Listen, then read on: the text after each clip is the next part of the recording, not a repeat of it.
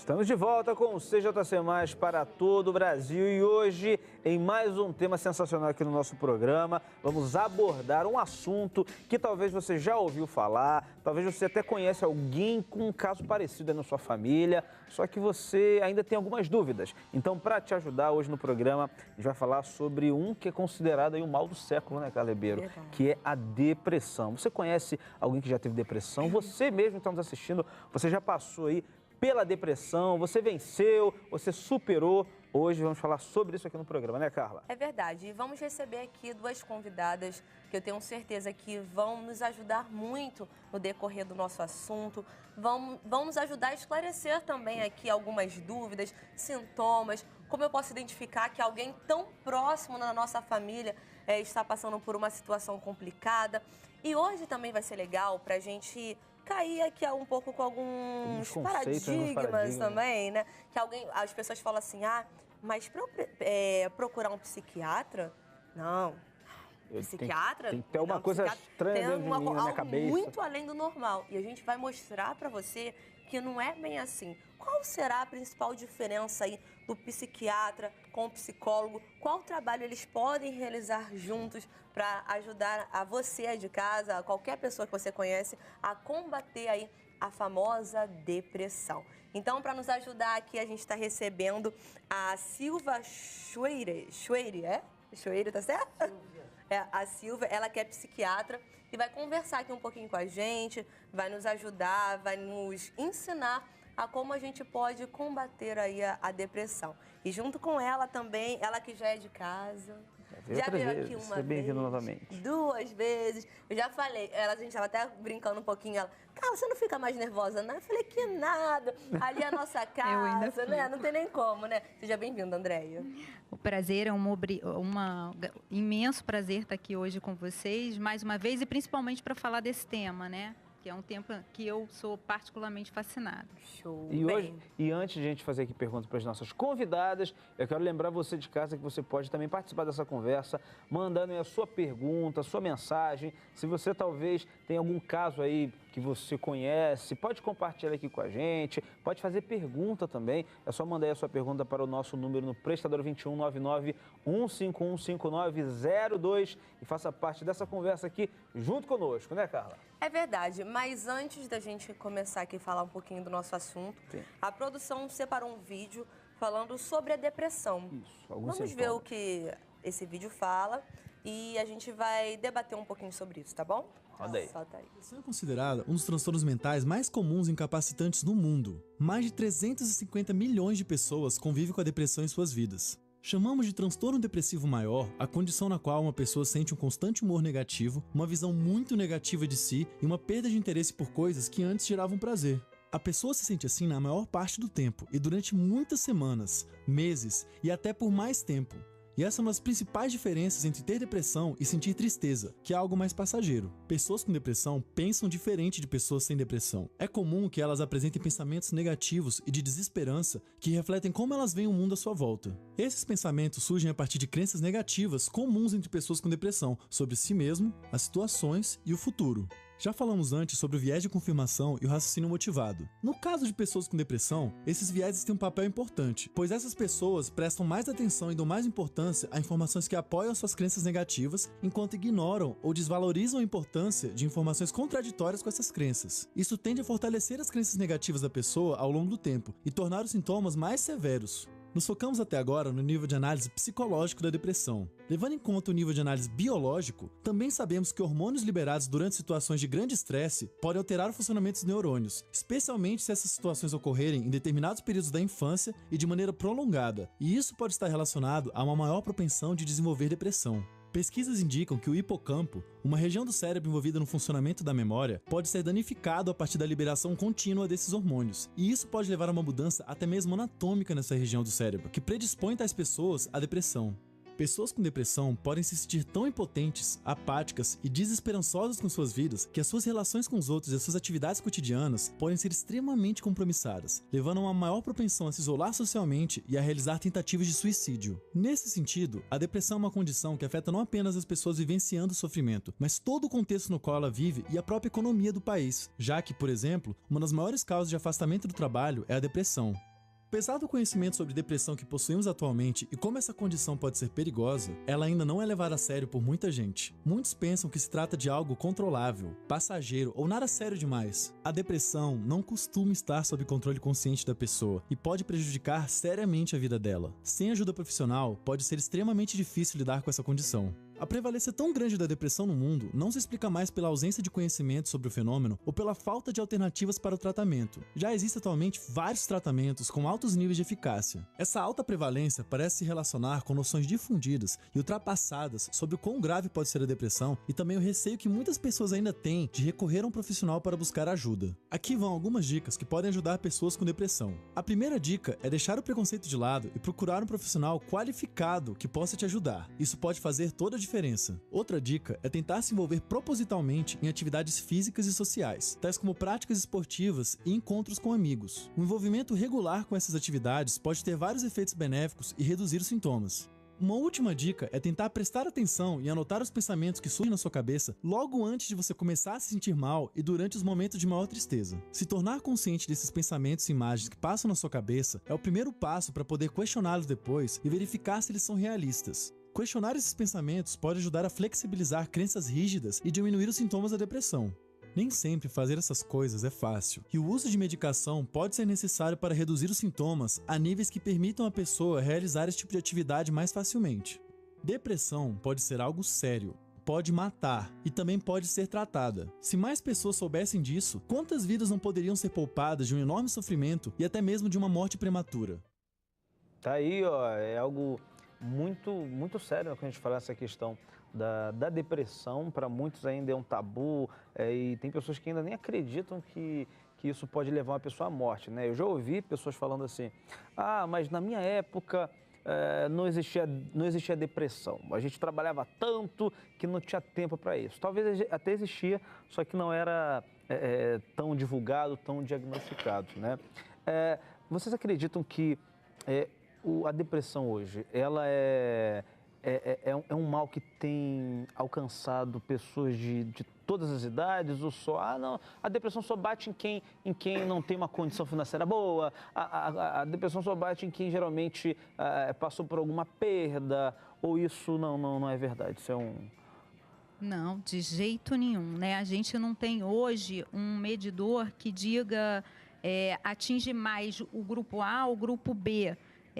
O que a gente tem como marcador é o fato da gente saber que atinge mais ao grupo de mulheres, mas sexualidade, grupo social, fator econômico, nada disso diz no sentido de esse grupo tem mais depressão do que esse grupo, exceto as mulheres, tá?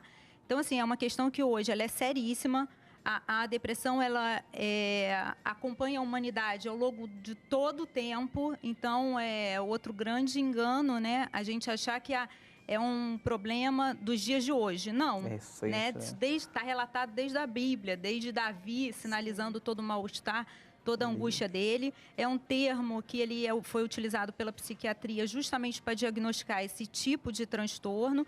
Implica basicamente numa alteração da qualidade de vida do sujeito, né? Porque compromete trabalho, vida social, vida afetiva, relação sexual. Então, assim, são muitas as áreas e o que a gente encontra, assim, de angustiante no transtorno é que ele abrange basicamente 3 dimensões da vida do indivíduo, que é o aspecto mental, o aspecto físico e o aspecto espiritual, que hoje a ciência considera, né? Que veio à tona com a Ana Beatriz Barbosa, trouxe essa questão à tona e que a gente vê na clínica de uma imensa importância. Então, é uma doença, ela é multifatorial, né? E envolve inúmeros aspectos da vida do ser humano. Agora, Silvia, fala aqui pra gente como eu posso identificar, porque ali o vídeo falou, mas não foi mais a fundo. Então, eu queria saber de você, como eu posso identificar realmente que a pessoa que está convivendo comigo, ela está, vamos dizer assim, depressiva, ou o que eu posso fazer? Porque muitas vezes a pessoa ela não quer fala assim, eu não estou com depressão, ela não quer aceitar. Então, eu achei que o vídeo foi bem feito, esclarecedor e teve o intuito de ser conciso e rápido. Ao ser conciso e rápido, para quem já tem uma ideia do que está acontecendo, ele atende, mas para quem não tem uma ideia, ele não atende, entendeu? Usa palavras que as pessoas não entendem, essa coisa. O que ele propõe ali como terapia no final, quem está deprimido para valer, não faz parar um pensamento negativo no meio e dizer, não, meu Deus, esse pensamento que a minha vida está horrível não é a realidade, a minha vida está ótima. Ele está deprimido, ele jamais vai parar e não vai pegar um papel e vai escrever, né? Entendeu? Há muitos graus diferentes de depressão, com riscos diferentes. A depressão, como ela disse, muito bem dito, no momento se entende como mais frequente na mulher, e isso vem mudando. Quer dizer, há uma discussão começando em torno disso, atravessa classes sociais, não é? E tem a desvantagem enorme, como um grande número de patologias psiquiátricas, de ser considerado pela população em geral e por muita gente boa, culta, etc., como preguiça. Você está deprimida, está triste, não tem ânimo nem para sair da sua cama, você está... E aí o companheiro, o irmão, a mãe fala, levanta daí, isso é frescura. Precisa de um trabalho, né? Vai arrumar um trabalho. Na verdade, o estigma social, o preconceito impede a gente de ver. Mas existe um aspecto que ele é muito importante e que eu acho que a gente precisa começar a desenvolver, que é a questão do eu, né? Pontuado pelo Augusto Cury, do eu enquanto gestor das nossas emoções, né, o eu enquanto gestor da própria mente, é época da gente já começar a questionar e confrontar aquilo que a gente pensa, para que isso possa auxiliar no trabalho, né? Então, a psicologia, ela está aí, ela surgiu justamente com essa proposta de colocar o indivíduo no centro de si mesmo, porque quando a gente vai para o mundo, a gente capota, porque dinheiro hoje não é garantia de nada. Você vê pessoas com riquíssimas, artistas, né? Eu trabalho com pessoas vinculadas, né, ao meio, e você vê que não é aí que a gente capota, porque não vai suprir o vazio existencial. A depressão, ela vem desse vazio que existe dentro da gente, dessa perda do contato com a nossa alma, com a nossa individualidade, da perda do contato de si mesmo, de atender uma demanda no mundo que nunca vai poder ser atendida. A gente entra de novo nas redes sociais, o que a gente vê ali? Né? A gente entra no Facebook, fulano viajando para cá, para lá, tão bonito, é uma rede, né, de ilusões. Então, a psicologia, ela vem justamente para confrontar, né, para colocar o indivíduo como autor da própria história, como Freud, em 1800 e lá vai fumaça, já dizia qual é a nossa responsabilidade na desordem na qual a gente se queixa. Então, a psicologia, ela faz essa tentativa, né, de colocar o indivíduo no centro de si mesmo para que ele possa gerenciar o aspecto psíquico, que até hoje, até pouco tempo atrás, a gente achava que não tinha controle sobre esses pensamentos negativos.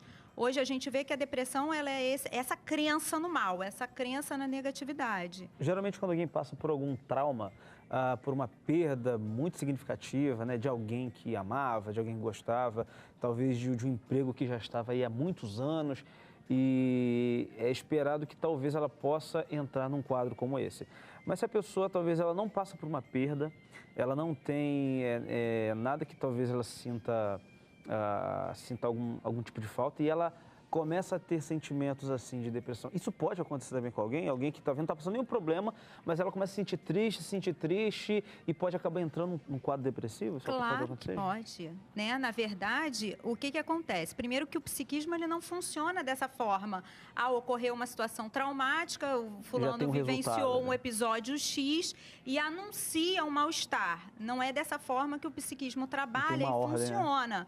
Né? Na verdade, a gente pode fazer um acúmulo, eu posso passar pela vida atravessando determinadas situações na qual eu não entro em contato e num determinado momento eu eu aciono todo aquele mal-estar acumulado ao longo das situações. Agora, a questão da própria perda em si pode também levar, como não? Isso é muito relativo. O interessante da doença é que o percurso dela, ele é variável. Ele é um individual, ele é variável, ele é absolutamente relativo. Então, uma perda pode desencadear um processo? Pode. Uma dor, uma separação, um abandono? Claro que pode. Mas ele pode vir sem motivo nenhum aparente. Sim. Silvia, quem geralmente eu procuro primeiro? Tem alguém que eu conheço na minha família que está passando por um problema assim e ele precisa ser tratado. Tem alguma ordem? Eu preciso levar ele primeiro no psiquiatra ou primeiro no psicólogo ou não tem uma ordem? Eu posso, se eu levar tanto o psicólogo como o psiquiatra, vão ajudar da mesma forma? Os dois andam juntos. Para tratar, eu acho bom, ainda mais para os casos complicados, que os dois andem juntos. Que o paciente esteja em tratamento psiquiátrico, fazendo uso de medicação e seja acompanhado por psicólogo. Os transtornos depressivos maiores, que são os mais graves, que mostrou ali no vídeo, tem os maiores, há graus de depressão, a depressão com ansiedade, que é uma coisa mais comum, a depressão que não é essa depressão que põe o sujeito de cama, nem que arrisca tentativa de suicídio, enfim. Há muitas coisas que... O que é preciso dizer é o seguinte: você convive com as pessoas na sua casa, você conhece as pessoas da sua casa, você conhece seu filho, conhece sua mulher, conhece... Quando uma coisa no comportamento muda, alguém tem que perguntar para si próprio o outro: o que está acontecendo? Entendeu? O que está acontecendo? Fulano está calado, não conversa com ninguém. Está acontecendo alguma coisa? Se eu não posso responder isso, eu vou a uma pessoa da minha confiança, entendeu? E que tenha qualificação. Então, talvez se eu fosse leiga, não fosse médica, não fosse psiquiatra, eu procurasse um clínico da minha confiança e dissesse: eu acho que está acontecendo um problema. Você quer dar uma olhada e ver se a gente caminha para um psiquiatra? Você tem um psiquiatra entendeu? Talvez eu procurasse direto um psiquiatra, entendeu? Ou talvez procurasse uma psicóloga. Tem um pouco dessa história do não, psiquiatra não. Eu não estou louco para ir ao psiquiatra, psiquiatra só tem maluco. Eu queria só complementar, posso, Carla? Só daqui a pouquinho eu vou interromper vocês duas, porque a gente vai para o intervalo e a gente volta já, porque esse assunto aqui vai render bastante. E você aí de casa, não troca de canal, que a gente volta já.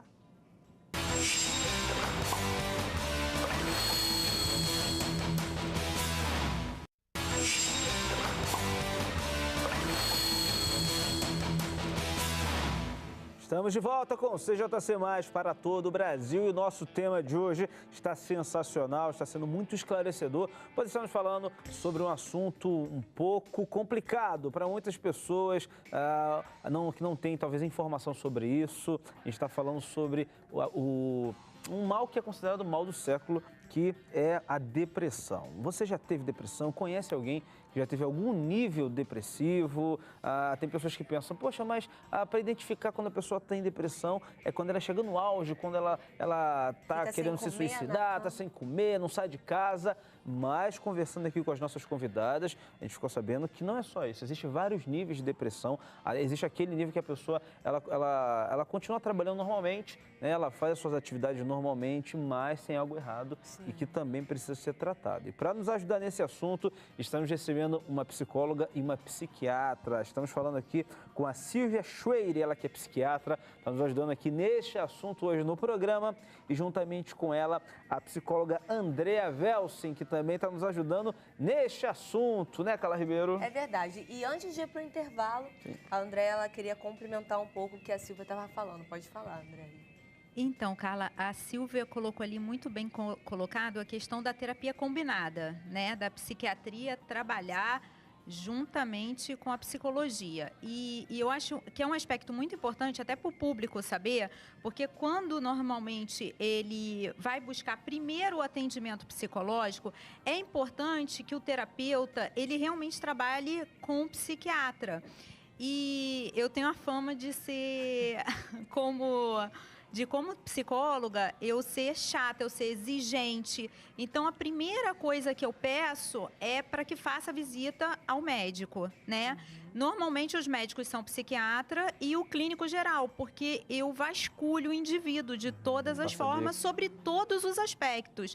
Então, é necessário, eu falo que o terapeuta ele é um eterno investigador. Então, a gente faz passa por todas as áreas da vida do indivíduo, então ele traz, né, eu peço para ele o retorno do médico, do clínico geral, porque a gente tem um aspecto do nosso trabalho que a gente chama de clínica do mal-entendido. Então, assim, é comum, por exemplo, diabetes leva a tristeza, pressão alta, existem uma série de aspectos, pessoas, meninas com intestino não vão ao banheiro de jeito nenhum. Então, existem muitas questões atravessadas que primeiro a gente precisa limpar esse campo até para saber o que fica para a gente tratar.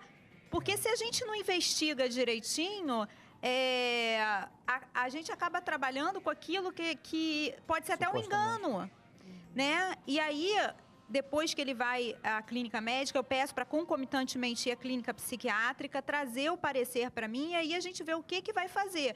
Porque cada caso é um caso, cada situação, né, o percurso da doença, ele é muito variável, ele é individual. Então, a partir da doença, desse percurso, é que a gente vai traçar a conduta mais adequada para ele. Perfeito. Mandaram uma mensagem aqui, eu acho que tem a ver a pergunta, talvez tenha a ver com o que a André acabou de falar. Diz assim, boa tarde, brother Jô e Carla Ribeiro e convidados. Porventura, a depressão, ela pode ter a ver com um baixo índice de eletrólitos e serotonina no sistema nervoso central? Ou será que existe alguma doença ou síndrome metabólica que possa vir a causar essa anomalia no sistema nervoso? Aí eu vou passar para a médica, porque eu acho que ela tem mais condições de passar. E aí, se for, tá? Eu complemento com algumas situações que eu já vivi, de hipotireoidismo, por exemplo. A gente tem uma ideia de que serotonina é produzida somente no cérebro, e aí a gente sabe da importância do intestino em todas as substâncias que são produzidas, mas eu vou passar para a doutora Silvia, que eu acho que ela é mais capacitada para explicar do que eu. A serotonina, evidentemente, tem importância, né? As substâncias, a maioria dos antidepressivos tem a intenção de recaptar a serotonina, de substituir a serotonina. Tem aos psiquiatras que dosam a serotonina no sangue dos pacientes e tal. Mas eu não acredito que para os pacientes este conhecimento técnico específico seja de nenhum valor, entendeu? Porque não está ainda, não há nada já, como é que me foge a palavra? Não se descobriu, é isto. Então, isto é a causa da depressão.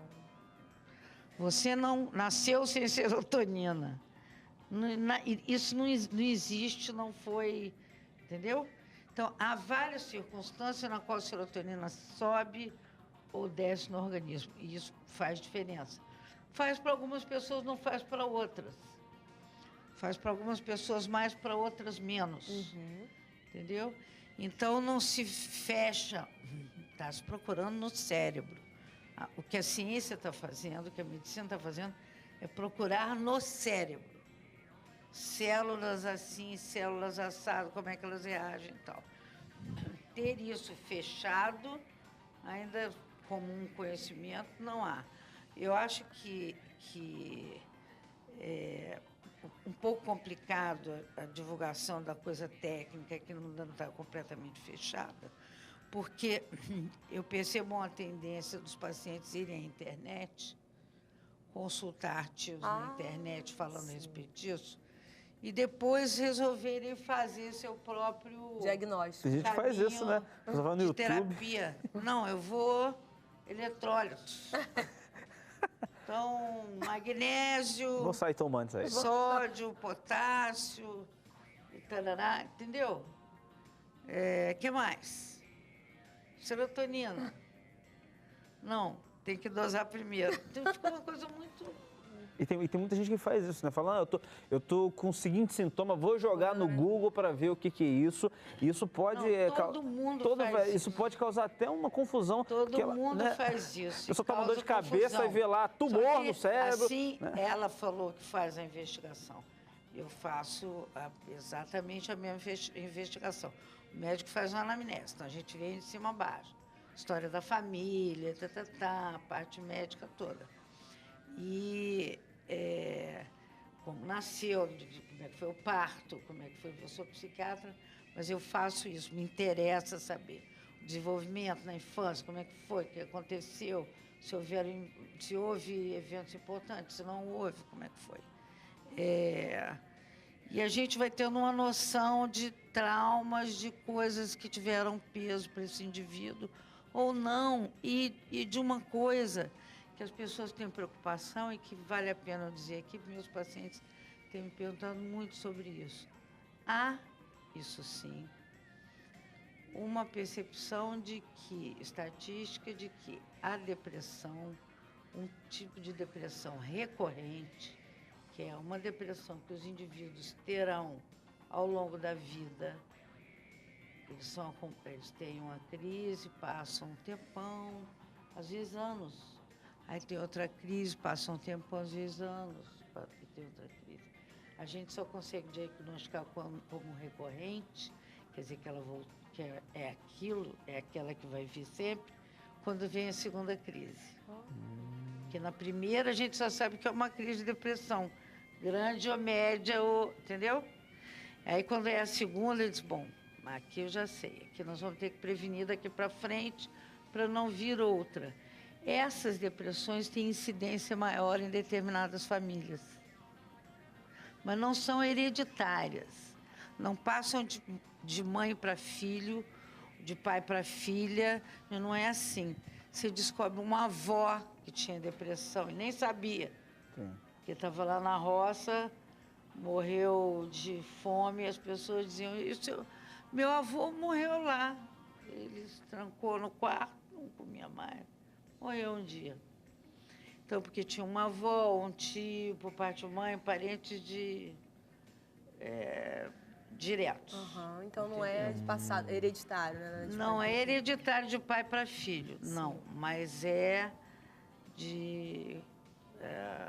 mas tem mais incidência em determinadas Na verdade, ele engloba os aspectos biológicos, né, os aspectos psíquicos e os aspectos sociais. Então, como a doutora coloca ali muito bem, o fator hereditário, o fator genético, ele é muito importante, né, no histórico, na doença, na observação, na pesquisa, tudo isso é mais importante. Mas o que a gente precisa, assim, levantar mesmo é o fato do indivíduo não se sentir refém dentro desse contexto, entende? Eu acho que mais importante é a gente saber que existem muitos e muitos recursos aqui fora, existem marcadores biológicos, existem uma série de tipos de exames, de acompanhamento, de trabalhos a serem feitos. E mais importante do que tudo é a gente pensar realmente em colocar o indivíduo dentro dessa história como alguém que pode sair. Essa situação. Não é? E que existem aspectos. Eu falo na clínica que eles sabem que eu coloco até formulazinha para eles, né? Eu falo dos pilares de sustentação de vida na Terra, né? Porque hoje a gente vive uma realidade de extremo desafio. Então, assim, o estado depressivo é um estado que hoje o cientista, muitas vezes, ele considera até natural, porque o que não é natural é você viver bem aqui. Isso é que é estranho. As pessoas chegam para mim e falam, doutora, eu entro no metrô 6 horas da tarde, volto lá do trem da Central pro Meia e volto benzão. Eu vou pesquisar. Você é uma pessoa que precisa ser estudada, né? Não, porque eu quero. Paciente é meu paciente. A pessoa se sente bem. Quer dizer, então, Freud já falava, né, do mal-estar da civilização, e hoje a gente vive, né, um texto que é um trabalho que hoje é mais do que atual. A gente vive nesse mal-estar o tempo todo. Então, assim, que recursos a gente pode desenvolver no meio de uma seara, né? A gente está num território hostil hoje. sobre todos os aspectos, né, econômicos. A gente está vivenciando aí uma crise sem tamanho, como nunca vivenciada. Eu acho que o episódio do museu veio para mostrar isso para a gente, porque mostrou do lado de fora o que está acontecendo com a gente do lado de dentro, né? Veio aí essa angústia, essa tristeza, a questão política, ela é muito importante. Então, a gente precisa pensar no que a gente vai fazer daqui para frente. Né? Não importa muitas vezes aquilo que o indivíduo viveu, mas aquilo que ele faz com o que ele viveu. Sim. Né? Então, assim, não é... e as pessoas acham, que fulano teve uma vida muito sofrida, passou por traumas, por situações. Isso não é. Isso é muito relativo. Então, pessoas que não vivenciaram tantas dores na vida, muitas vezes costumam desencadear processos patológicos horríveis, e outras pessoas que nem tanto tiveram uma vida, né, suficientemente saudável pelo aspecto material, muitas vezes elas não desencadeiam o processo. Então, não há nada que defina. Esse grupo é um grupo de risco. Não tem. Então, mulheres, elas são mais suscetíveis, só isso. Que eu tenho uma amiga, né, ela é cantora, ela passou por um momento de depressão. Ela falou, Carla, é muito estranho isso, sabe? Porque eu estava nos palcos, eu estava ali cantando para milhares de pessoas, todo mundo ali gritando o meu nome e tal. Cara, ali no momento eu estava bem feliz. E ela tinha tudo. Tudo. Ela tem, né? Ela tem tudo. Então, graças a Deus, ela conseguiu vencer a depressão. Ela tem acompanhamentos até hoje e tal. Mas ela falava, era uma sensação tão estranha. Quando eu chegava no hotel, quando eu, né, as pessoas me levavam lá pro hotel e tal, quando eu parava sozinha, eu falava, cara, eu não sou feliz. Então, você tá entendendo? Então, realmente, não tem a ver isso. Não tem nada a ver com você ter dinheiro e tal. Porque, gente, tudo que ela queria, ela tem. Tudo que ela fizesse assim, eu quero isso. Tá, mas é como a gente está falando, não tem realmente uma nada causa, que preencha o vazio isso, da alma, porque alma. E aí é que eu trabalho, eu ia falar para você eu trabalho, né, com esses pilares que eu falo para eles, são pilares de sustentação de vida na terra, na matéria, no que você quiser chamar. Que eu falo da importância da água, da alimentação, da atividade física, do estudo e do trabalho, né, entre aspas, porque o estudo pode ser a busca pelo conhecimento, não a busca pelo conhecimento, mas você transformar o conhecimento em experiência, a experiência em aprendizado para a sua vida, né? Então, o estudo pode ser, muitas vezes, você se implicar na sua religião, na sua espiritualidade, você está em contínua busca pelo saber, e o trabalho também. Né? Ou às vezes, né, a gente atendendo pessoas que já são aposentadas e tudo, eu peço para se implicar. Muitas vezes ele cuida do neto dentro de casa, cuida de 1, 2 netos. Eu tento fazer com que aquilo seja uma fonte de renda e de trabalho para ele. Olha, então vamos fazer com que seja o trabalho? Formaliza o trabalho para o indivíduo, formaliza para a própria mãe, para os pais. E ambos têm olhares diferentes para aquela relação. Então, eu falo da água, da alimentação, da atividade física, do estudo e do trabalho. E o que eu acho mais importante nos dias de hoje, da espiritualidade. Não estou falando de religião em tempo algum, sim, a ciência não tem, mas os estudos, hoje a medicina, a psicologia já fazem esse encontro, né? A ciência está se encontrando cada vez mais com a espiritualidade, e a espiritualidade hoje ela representa uma forma de você se sustentar num mundo predominantemente materialista. O paradigma que a gente opera ainda é o paradigma materialista. O mundo te vendeu essa ideia, mas, no entanto, a gente capota justamente aí, porque ele não te sustenta. E aí você pode ser o que for na vida, né? Isso, de modo algum, vai fazer a manutenção do seu estado de saúde mental. Verdade. Não vai. E no próximo bloco, vou deixar já uma pergunta aqui para vocês.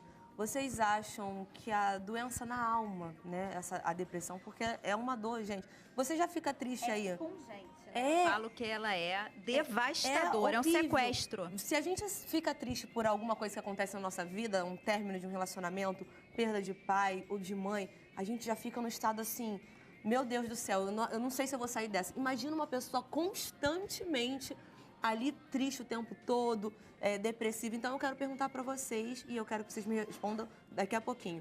A doença na alma, ela é a mais difícil de ser tratada? Daqui a pouquinho, no quarto bloco, elas vão responder aqui pra gente se realmente essa é uma das doenças mais difíceis de serem tratadas, mas que tem solução sim. Então, se você aí de casa está curioso para saber como eu posso tratar, se tem solução sim, não troca de canal que a gente volta já já.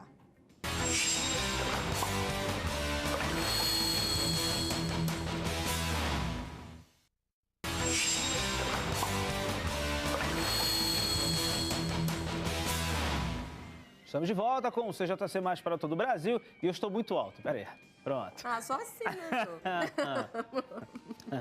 Estamos no Setembro Amarelo, que é aí um mês que todo ano ele fala muito essa questão sobre o suicídio, sobre a prevenção do suicídio. É um assunto que geralmente não é tão noticiado, mas quais são as causas que levam a pessoa a ela cometer uma tragédia como essa? Estamos falando sobre depressão, sobre tristeza da alma. Esse é o assunto de hoje aqui no nosso programa. Eu quero vocês junto com a gente. Ainda tem muita coisa para acontecer aqui no programa e queremos você junto, tá bom? Lembrando que você pode também fazer parte aqui deste programa mandando a sua pergunta, mandando a sua mensagem. Fique à vontade, é só você mandar aí o seu alô no nosso telefone, que é o prestador 21 991515902, prestador 21 991515902, e você manda aí a sua pergunta que a gente repassa aqui para os nossos convidados. E antes de ir para o intervalo, a Carla deixou uma pergunta, né, Carla? É verdade, eu perguntei para a nossa psicóloga e para a nossa psiquiatra se realmente a depressão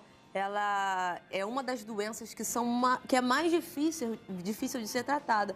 Porque, gente, é bem complicado isso, né? Porque você sentiu uma dor de cabeça, o médico vai lá, receita um remédio. Mas aquela dor que você não sabe explicar, o que você está sentindo direito, aquela tristeza profunda, como é que faz? E existe, agora vocês vão falar pra gente sobre os tratamentos.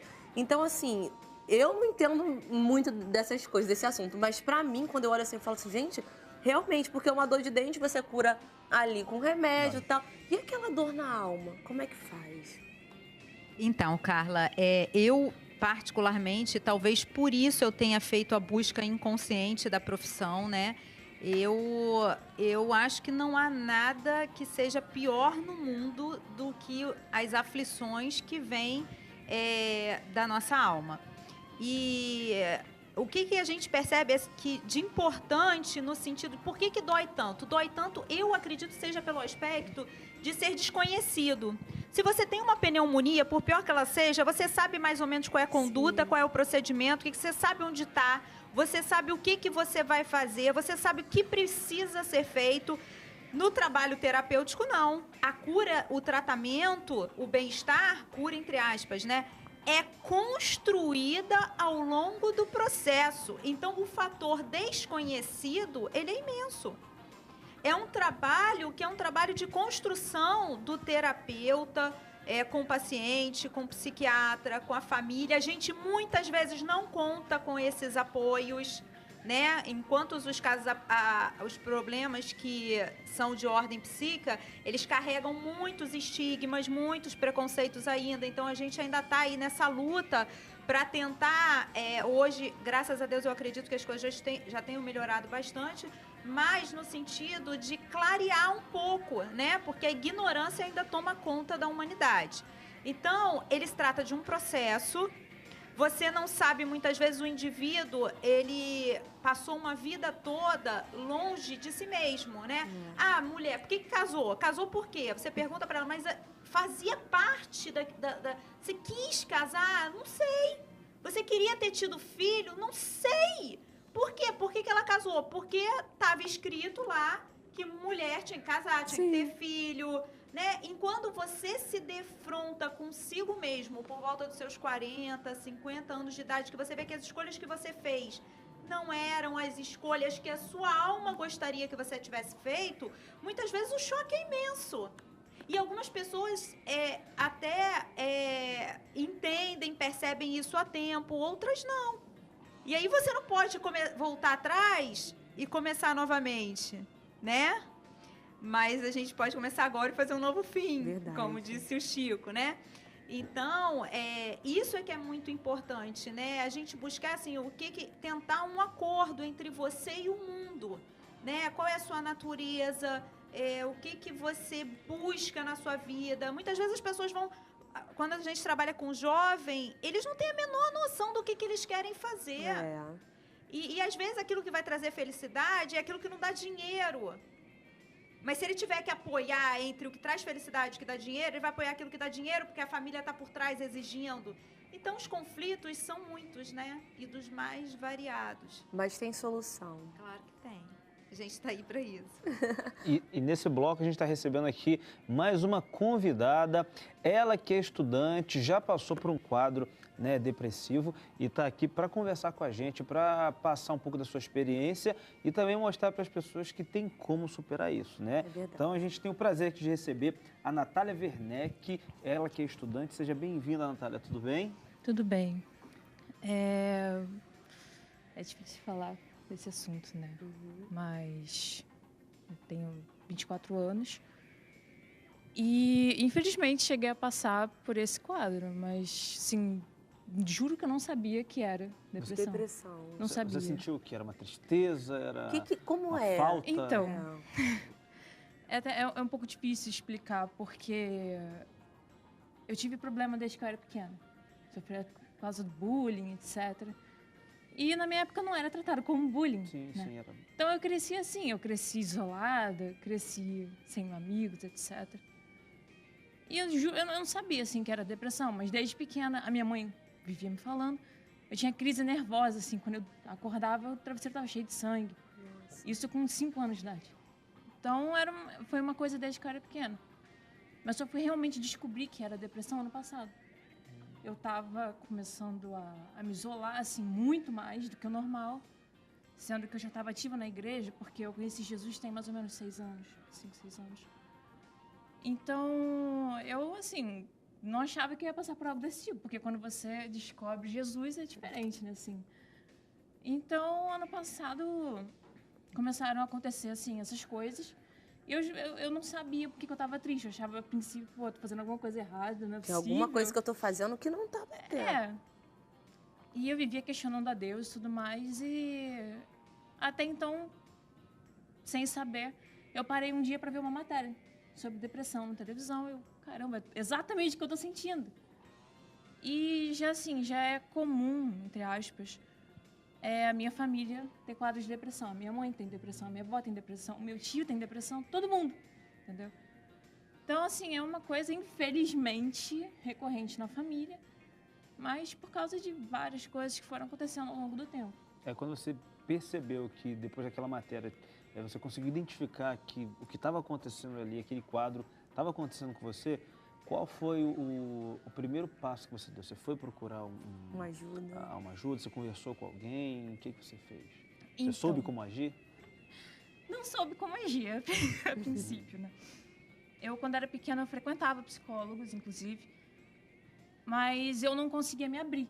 Então, eu pensava assim, poxa, se quando eu era pequena, que uma criança que tem mais facilidade de se abrir, eu não me abria, imagina hoje em dia, né? Eu sou mais travada ainda. Então, eu comecei a tentar melhorar, sabe? Procurei, não sei, me relacionar um pouco mais com a minha família, procurar me inteirar mais com as coisas da faculdade, né? E, aos poucos, deu uma melhorada, assim, tive muita ajuda dos meus alguns amigos, né? Que ficaram, que outras pessoas entenderam o que estava acontecendo e sumiram, né? Aí, o que piorou a situação, mas mesmo poucas as pessoas ficaram. Então, eu consegui lidar de certo modo assim. Agora, não sei. Para você, deu certo, né? Fazer isso. É o que você está falando. Ela ajuda o jeito dela. Mas a doutora, temos aqui a doutora psicóloga, no caso da Natália, né? A família dela já vem aí de diagnósticos de depressão. A tia, né? A avó, a mãe também. Então, assim, no caso da Natália, que são alguns outros fatores também. Ela, graças a Deus, conseguiu ver. Assim, não, realmente está acontecendo algo de errado comigo. Mas tem pessoas que, infelizmente, elas não conseguem enxergar. Vão se afundando mais ainda. E quando já vê, já está uma bola de neve, né? E, infelizmente, às vezes, acaba acontecendo o pior. Mas, graças a Deus, no caso da Natália, ela conseguiu... Opa, tá acontecendo alguma coisa de errado comigo. No caso dela, doutora Andréia, fala aqui pra gente. Ela já procurou se reerguer, tal. Qual algo a mais que ela pode fazer para ficar 100%? Fala assim, ou vocês falam agora? assim, qual o tipo de tratamento? Pode falar. Agora eu tô, Fica à vontade. Pode falar, pode falar. coçando. Pode, fica à falar. vontade. Natália, eu acho que ela conseguiu uma coisa dificílima. Mas ela fez, no certo sentido, o que ela sempre veio fazendo na vida. Ela veio tentando todo o tempo superar por conta própria essas coisas. E ela conseguiu mais uma vez. Acho que mais uma vez que ela consegue superar essa coisa, e a coisa vai ficando pesada, entendeu? É um enorme... A gente que tem a possibilidade de sentir empatia é um peso, é uma coisa que a gente sente, que o outro sente, entendeu? Eu acho que o que a Natália devia fazer agora é aproveitar essa onda, entendeu? Procurar um psiquiatra e um psicólogo e se tratar legal para ficar zerada, entendeu?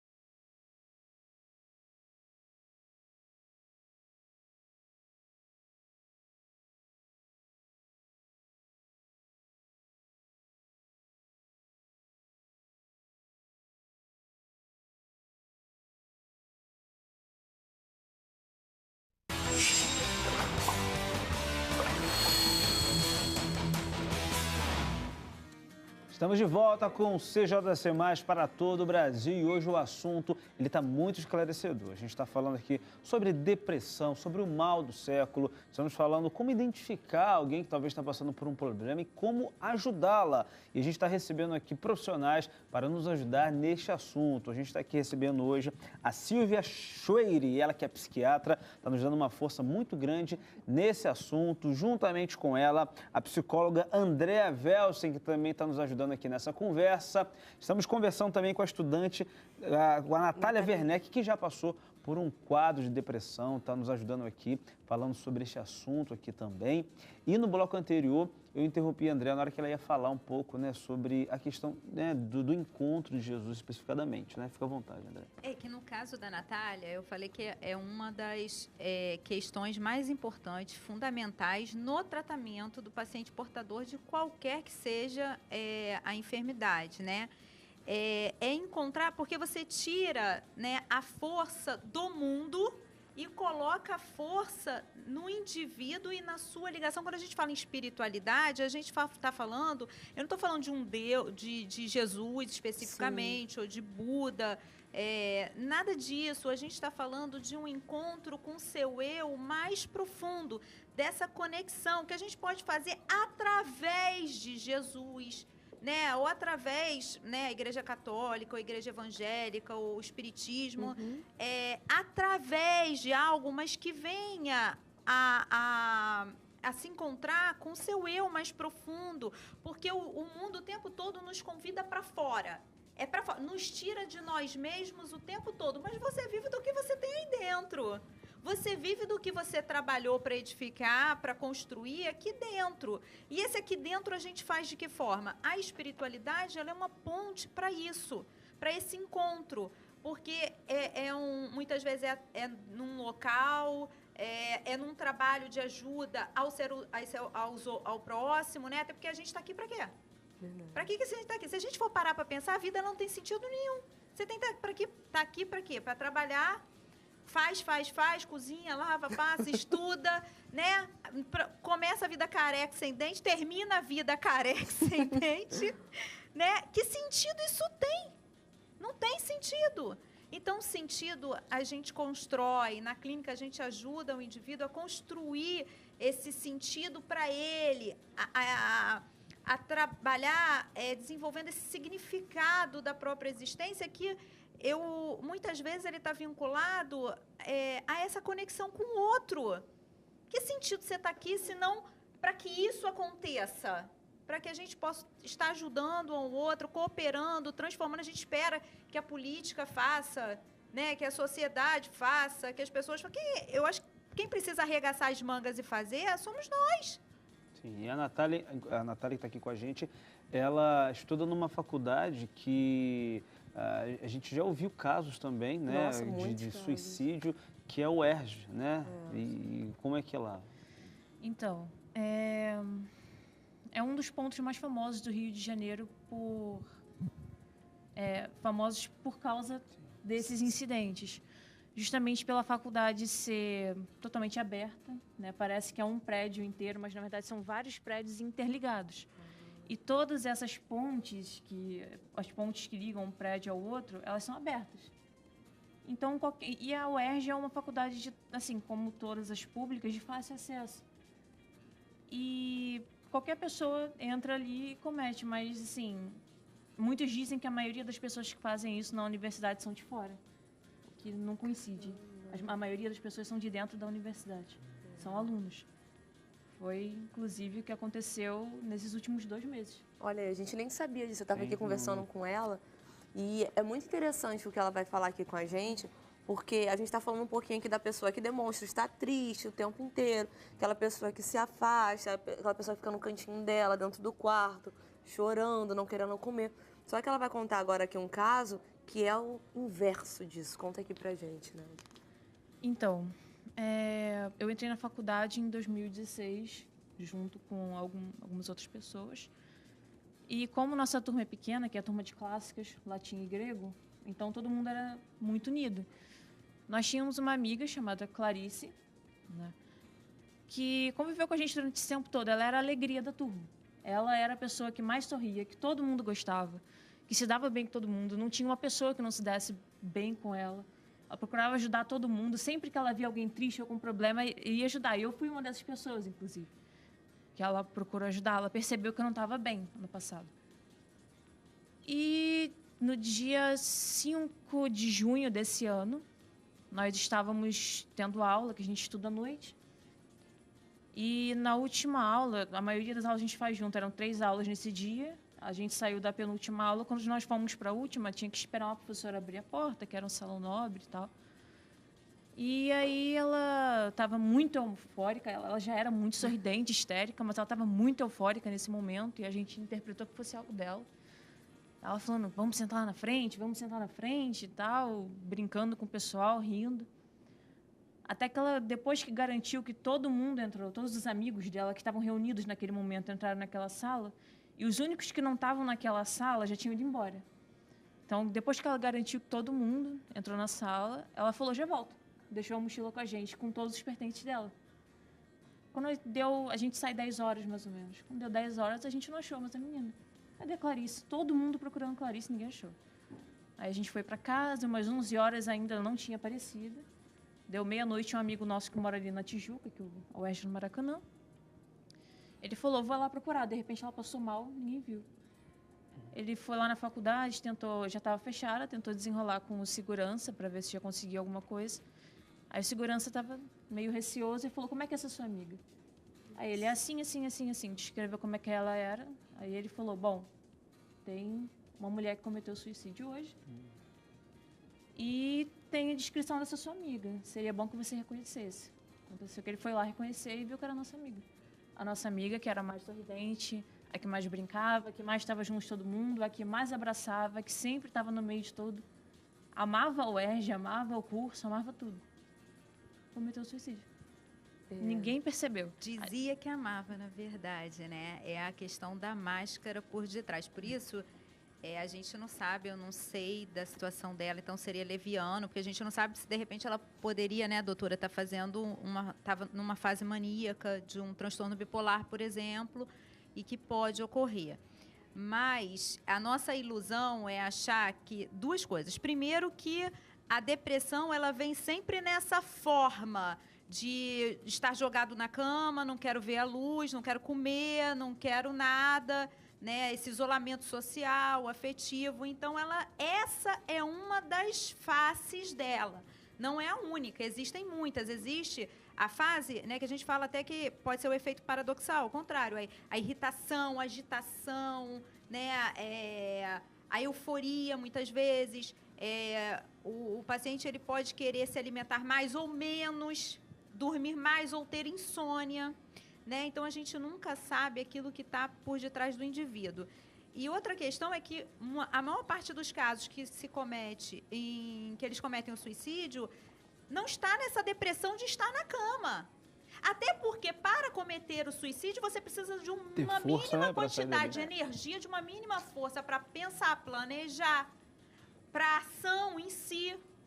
Então, a gente tem os últimos dados, só reafirmando a questão da depressão, são 3,5 milhões de casos no mundo, sendo que, isso em 2015, 11,5 milhões no Brasil, 788 mil casos de suicídio, né? É um número astronômico. Isso são os dados que a gente tem registrados e já tem tempo, você imagina como é que não estão hoje. É por isso que eu volto a colocar a questão da gente, de nós nos mobilizarmos, da sociedade, né, da gente arregaçar as mangas, o que a gente pode fazer, o que a gente pode cooperar, aquele vizinho que é insuportável, que eu não quero ouvir, de repente ele precisa de alguns minutos de escuta. Né? Quantas pessoas a gente se nega, muitas vezes aquele velhinho abandonado que fala a mesma história 5.000 vezes, deixa falar 5.001 vezes. Né? Qual é o problema? Então, nós não temos disposição para nada no sentido da ajuda, do auxílio. Eu acho que já está mais do que claro para o mundo inteiro que a nossa conduta egóica, egoística, não vai levar a lugar nenhum. Né? Então, a dor ela é uma oportunidade para a Natália, eu sempre falo para cada um deles também que eu atendo, de convite à transformação íntima. É um despertamento do sujeito para aquilo que é real e que é valoroso na vida, o que importa de verdade, que é o amor, né? Acima de tudo, são as relações que a gente tem dentro de casa e que muitas vezes a gente não valoriza. Né? Isso que fica para a gente, são as presenças, são os afetos que a gente tem. A nossa condição material, ela é muito, muito importante, desde que as nossas necessidades primárias elas sejam atendidas. Mas o excesso, a gente não vê como o excesso como um fator que impeça você de adoecer ou de levar, muito pelo contrário. Então, acho que o mais importante é isso, é a gente pensar aquilo que é real, aquilo que é valoroso, aquilo que a gente fica no dia a dia com a gente. Isso é mais importante. Às vezes é um pedido de socorro, né? Inconsciente, a pessoa nem sabe. Inclusive, a produção tem um vídeo aqui para falar um pouco sobre a prevenção sobre o suicídio. Talvez você é uma pessoa que pode, né, agir dessa forma e ajudar aí, talvez alguém a não cometer algo assim. Então, roda aí, vai lá. Estátuas em tamanho real de 84 homens sobre um prédio de Londres chamam a atenção. Mais do que arte, a obra do americano Mark Jenkins faz um alerta. 84 é o número de homens que se suicidam a cada semana no Reino Unido. O Project 84 faz parte de uma campanha da COM contra o suicídio masculino. Cada escultura representa uma pessoa real que tirou a própria vida. As histórias podem ser conhecidas no site do projeto. Os organizadores também fazem um abaixo-assinado que critica a ausência de um órgão do governo do Reino Unido que responda oficialmente pela prevenção do suicídio e dê apoio às famílias que perdem entes queridos. A obra pode ser vista sobre o prédio da ITV em Londres. É bem complicado e é um número que aumenta a cada ano, né? É verdade. Por isso que a gente está aqui hoje falando para você que está nos assistindo nesse exato momento, como a doutora aqui falou, a nossa querida psicóloga também falou, gente, não trate isso. Eu estou batendo demais nessa tecla, porque eu escuto muitas vezes as pessoas falando sobre isso, falando, isso não é um problema. É um problema, sim. É uma doença que tem que ser tratada, sim. Então, não trate isso como, que nada. Isso é falta de ocupação na mente da pessoa. Mente vazia, oficina do diabo. Não é bem assim que as coisas andam. Então, trate com prioridade, como ela falou também. Se você vê que alguém está rindo demais, que aquela pessoa, ela quer demonstrar sempre que está muito bem, muito feliz demais, converse com ela, entendeu? Tente conversar, dialogar, como eu falei no primeiro bloco aqui do nosso programa. Gente, pessoas julgando, a gente já tem milhares. Você entra nas redes sociais, eu tenho preguiça de rede social. Eu vou falar pra você, eu tenho preguiça de entrar no Instagram, porque quando eu entro no Instagram, é só o que eu vejo. Gente, pelo amor de Deus, ninguém pode ser... a gente não pode ser nós mesmos nas redes sociais. Nós temos que ser aquela imagem que a sociedade quer que a gente seja. Aquele padrão que a sociedade quer. Por isso que às vezes eu gravo lá meus stories sem maquiagem, falo o que eu penso. É o que eu falei ontem, eu até postei uns stories sobre isso. Gente, se você não concorda com o que eu falo aqui nas minhas redes sociais, vai lá no botão e não segue, entendeu? Você não é obrigado a nada, mas eu acho isso muito triste, eu fico muito triste quando eu vejo isso, as pessoas indo nas redes sociais dos outros para ofender, para machucar, para falar, cara, teve uma... Até mesmo a Bruna Marquezine falou, estou falando dela, porque é da mídia, né? Então eu vou trazer alguém da mídia aqui pra gente falar. Postou lá esses dias. Gente, o que eu sofria demais das pessoas falando que eu tava magra, que eu tava isso, eu tava aquilo. Eu me olhava no espelho, pelo amor de Deus, quem eu sou? O que as pessoas querem de mim, entendeu? Então, mais uma vez eu falo, para de criticar as pessoas, olha um pouquinho para si e tente ajudar. Você tentando ajudar, o nosso mundo, sim, consegue ser um mundo melhor, né? É verdade, e a gente fez esse programa hoje para poder ajudar você de casa. Talvez você tenha alguém na sua família, alguém que está próximo de você no seu trabalho, aí na sua faculdade. Você pode ser uma ajuda muito grande para essa pessoa. Assim como a Natália, eu também tenho pessoas que trabalharam comigo, que tiraram a própria vida e é muito complicado. Então, se você pode fazer alguma coisa, pode identificar alguma coisa, faça, tá bom? Gente, obrigado pela participação, agradeço muito às doutoras, agradeço muito a você por compartilhar com a gente também, Natália. Obrigada, Natália. Vou pedir para vocês deixarem aí seus contatos, endereços, se quiser deixar o contato, as redes sociais, né? Se alguém estiver precisando de algum tipo de ajuda, para entrar em contato com vocês, tá bom? Primeiro vou pedir para a Silvia, olhar para aquela câmera ali, Silvia, deixar aí seus contatos para a gente, seus telefones, tá bom? Com o microfone, por favor. Eu vou deixar os telefones do consultório, que são o telefone fixo é 2523-5800 e o celular é 99937-6765. Consultório em Ipanema. Perfeito. Ok, Tá bom? obrigado. Andréia, você também fica à vontade. As marcações, elas são feitas pelo meu WhatsApp, que são no número 987258959 e o consultório fica no Meia. Obrigado. Natália, você quer deixar alguma mensagem para alguém que talvez está em casa que está passando por algo assim? Fique à vontade. Então, eu queria dizer 3 coisas Fica à só vontade. em relação à depressão. É que muitos tendem a, primeiro, embelezar. Ter depressão é legal, não é. Pelo contrário. Ninguém quer ficar dormindo até meio-dia ou então acordar muito cedo, não conseguir fazer as coisas. E, além disso, também não demonizar.